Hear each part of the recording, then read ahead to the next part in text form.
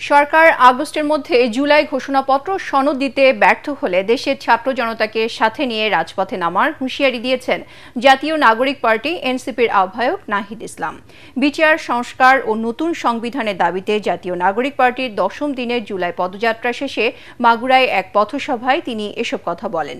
বৈরী আবহাওয়া উপেক্ষা করেই দুপুরে ঝিনাইদহ থেকে মাগুরাতে পৌঁছান এনসিপির নেতাকর্মীরা। এর আগে সদরে ইসাখাদা বাজার থেকে স্থানীয় এনসিপি নেতাকর্মীরা তাদের স্বাগত জানান। পরে সদর উপজেলার সামনে গাড়ি বহর থেকে নেমে মাগুরা শহর অভিমুখে পদযাত্রা করেন তারা। পরে শহরের ভায়ানা মোড় চত্বরে এক পথসভায় অংশ নেন তারা।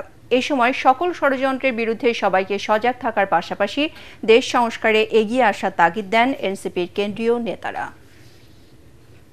জুলাই ঘোষণাপত্র এবং জুলাই সনদের জন্য আমরা 5ই আগস্ট এই গণ অভ্যুত্থানের 1 বছর পূর্তি হবে। আমরা 3রা আগস্টের মধ্যেই সেটি কার্যকর দেখতে চাই এবং সরকার যদি 1 বছরের মধ্যে এটি দিতে ব্যর্থ হয়, সকল রাজনৈতিক পক্ষ মিলে যদি ব্যর্থ হয়, তাহলে সারা দেশের ছাত্র জনতাকে নিয়ে আমরা আবার মাঠে নামবো।